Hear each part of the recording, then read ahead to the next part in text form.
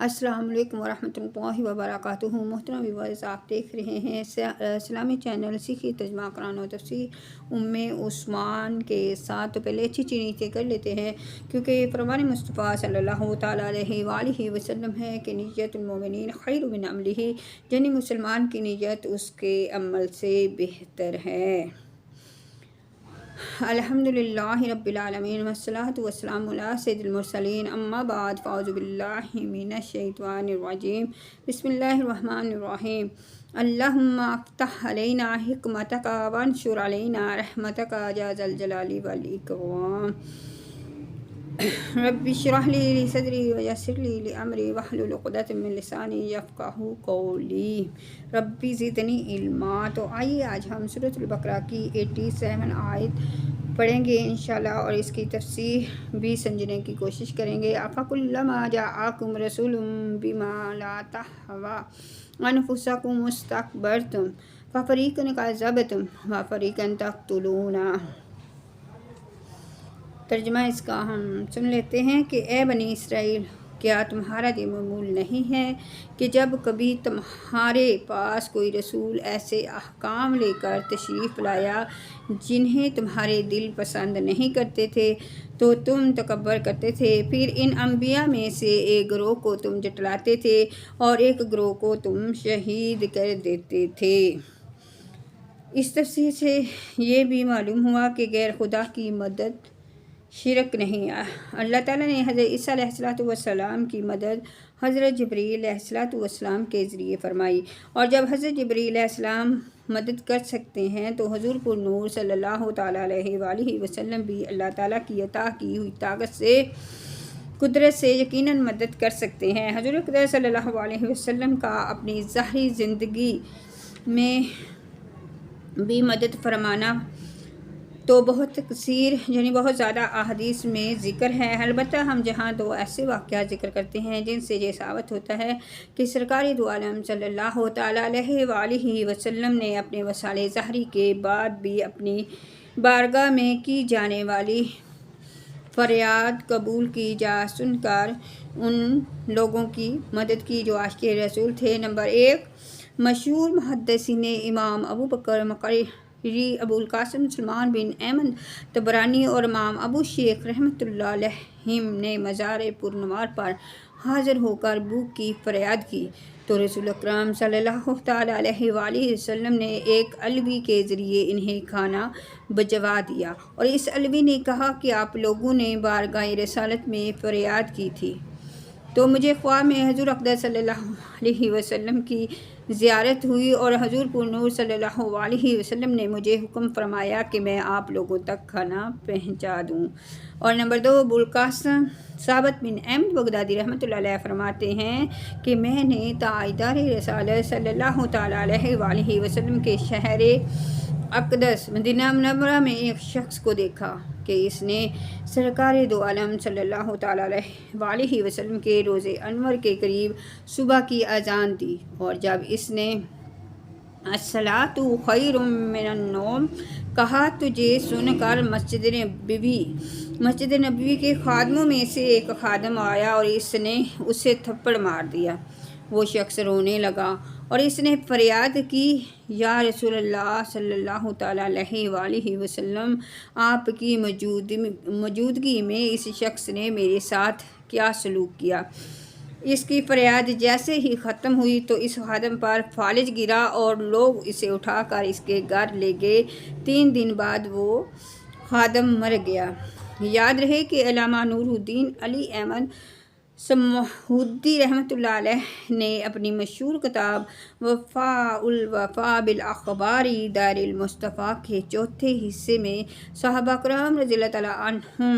اور اولیاء اعظام رحمۃ اللہ علیہم کے ایسے کئی واقعات بیان فرمائے ہیں جن میں یہ ذکر ہے کہ انہوں نے سید المرسلین صلی اللہ علیہ وسلم کے روضہ انور پر حاضر ہو کر اپنی حاجت بیان کی، اور رسول کریم صلی اللہ تعالیٰ علیہ وآلہ وسلم نے ان کی مدد کرتے ہوئے ان کی حاجت روائی کی حاجت پوری فرما دی۔ اور امام محمد بن موسیٰ بن نعمان رحمۃ اللہ علیہ نے تو اس موضوع پر مصعب الظلام فی المستغیثین بخیر الانام کے نام سے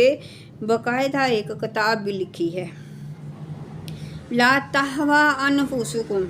تمہارے دل پسند نہیں کرتے۔ یہودی لوگ پیغمبروں کے احکام اپنی خواہشوں کے خلاف پا کر انہیں جھٹلاتے اور موقع پاتے تو ان انبیاء کرام علیہم السلام کو قتل کر ڈالتے تھے، جیسا کہ انہوں نے حضرت زکریا علیہ السلام اور حضرت یحییٰ علیہ السلام اور ان کے علاوہ بہت سے انبیاء کرام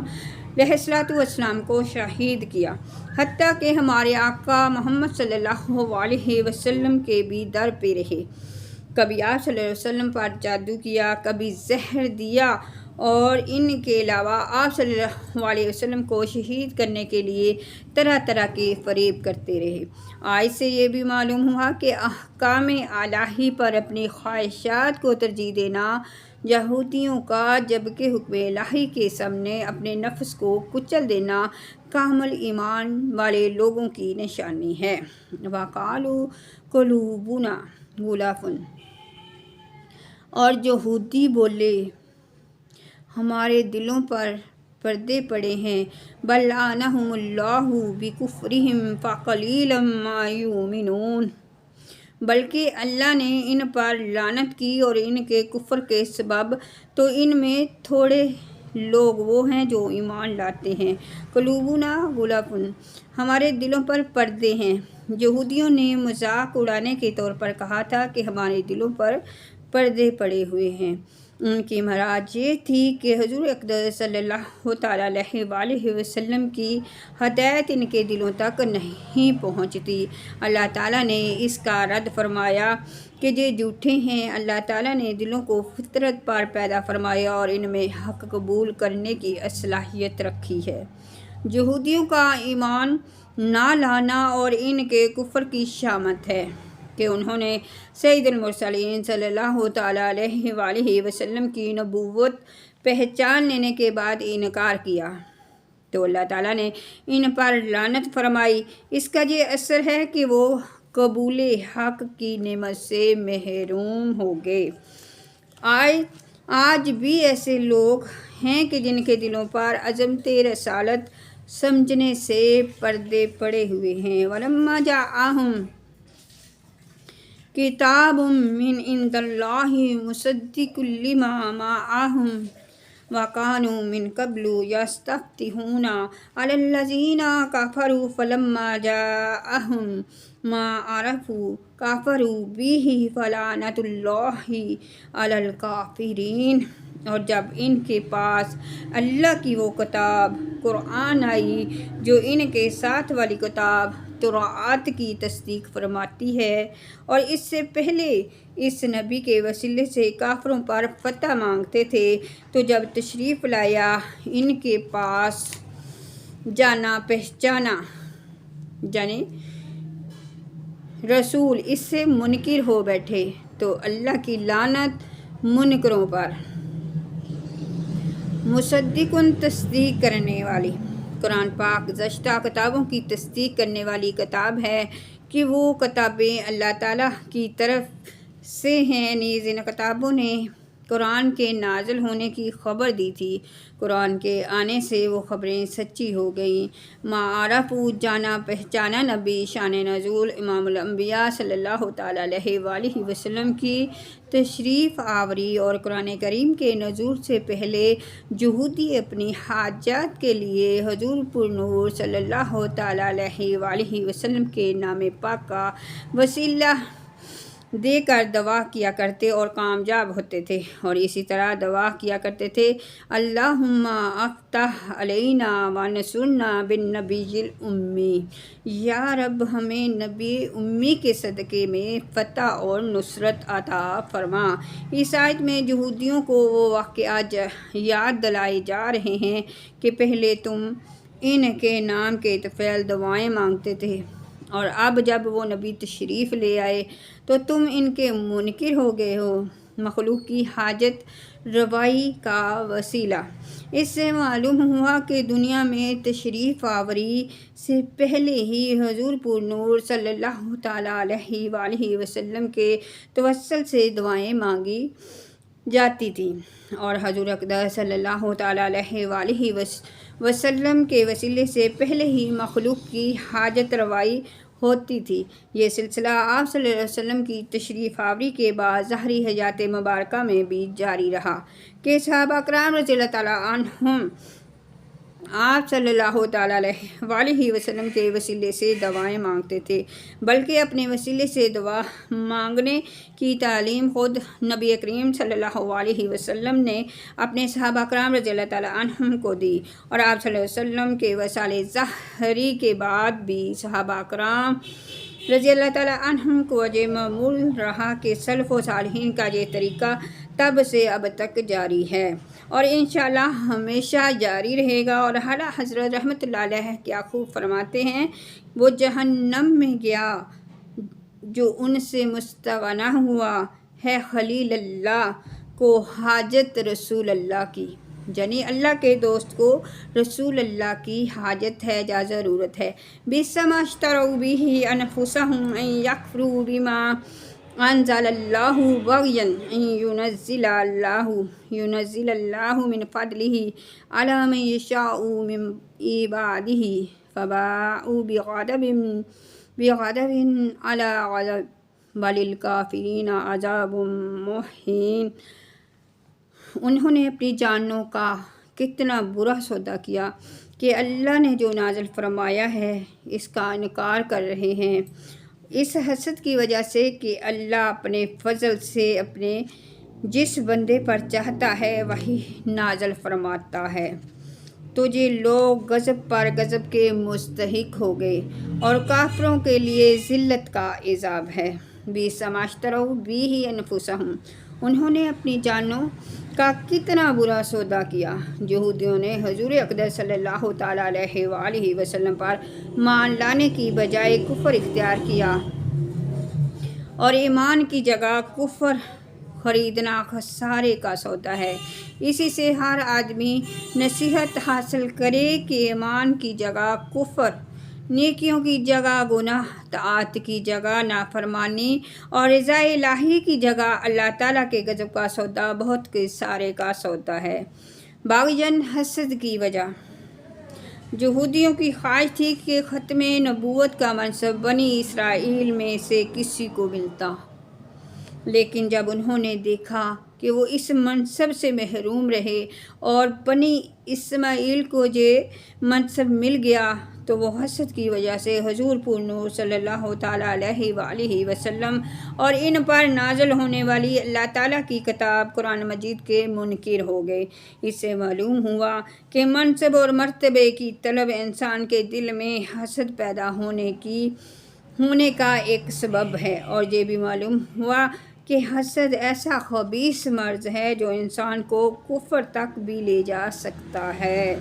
حسد ایمان کے لیے تباہ کن ہے۔ حسد کی تعریف یہ ہے کہ کسی مسلمان بھائی کو ملنے والی نعمت چھن جانے کی آرزو کی جائے، اور ایسی آرزو کے برائے محتاج بیان نہیں۔ یعنی حضرت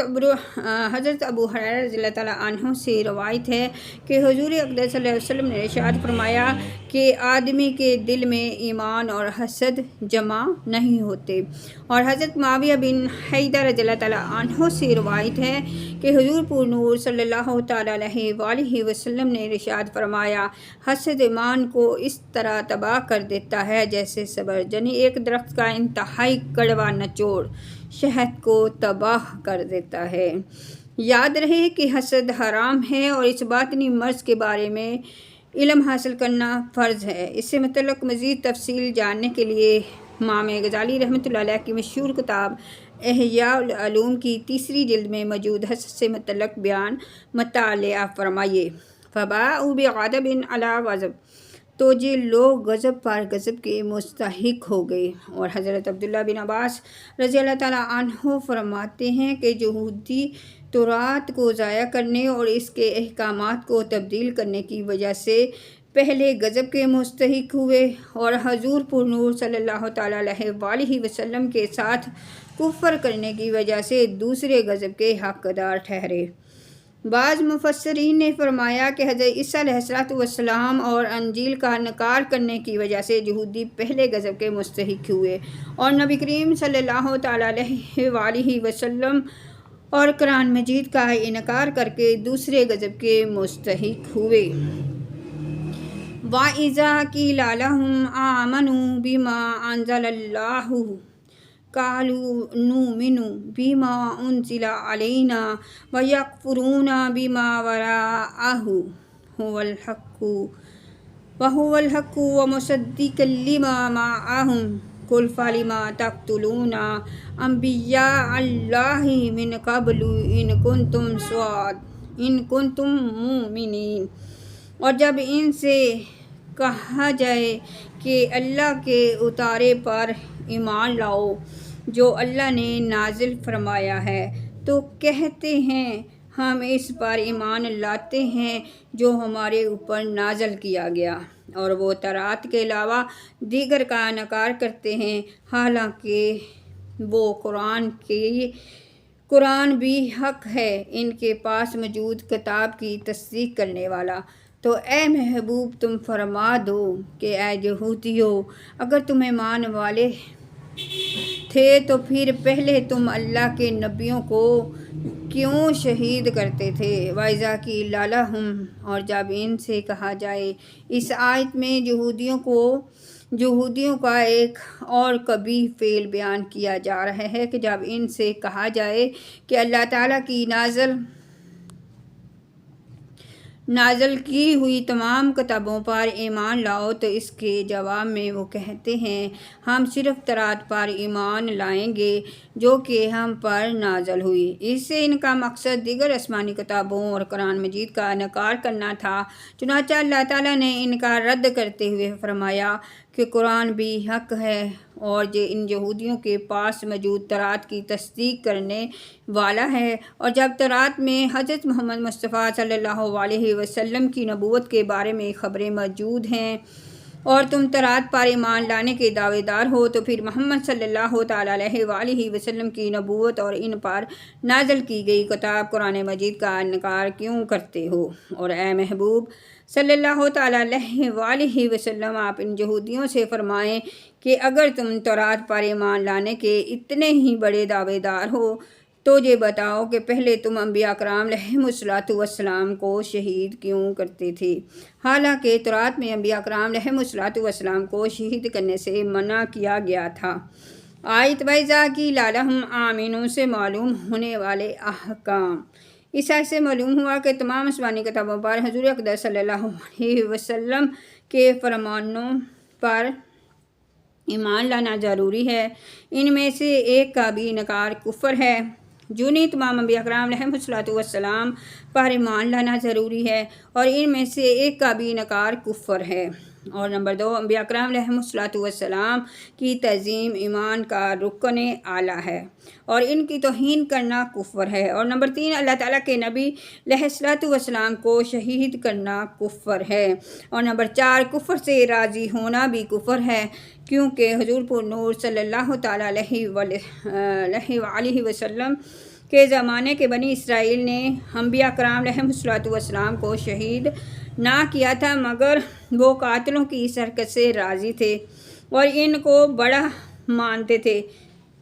اور انہیں عظمت سے یاد کرتے تھے، اور اس لیے انہیں بھی قاتلوں میں شامل کیا گیا۔ آج کل بھی اگر کوئی بذات خود گستاخی نہ بھی کرے لیکن گستاخوں کو اچھا سمجھے، انہیں اپنا بڑا مانے تو وہ انہی میں شامل ہے اور وہ بھی گستاخ ہی ہے۔ حضرت انس رضی اللہ تعالیٰ عنہ سے روایت ہے کہ حضور پر نور صلی اللہ تعالیٰ علیہ وآلہ وسلم نے ارشاد فرمایا، جب زمین میں گناہ کیا جاتا ہے تو جو وہاں موجود ہے مگر اسے برا جانتا ہے وہ اس کی مثل ہے جو وہاں نہیں ہے، اور جو وہاں نہیں ہے مگر اس پر راضی ہے وہ اس کی مثل ہے جو وہاں حاضر ہے۔ تو پیارے ویورز، ہماری آج کی آیتیں اتنی ہی دعاؤں میں یاد رکھیے گا۔ اللہ ہم سب کا حافظ و ناصر ہو۔ السلام علیکم ورحمۃ اللہ وبرکاتہ۔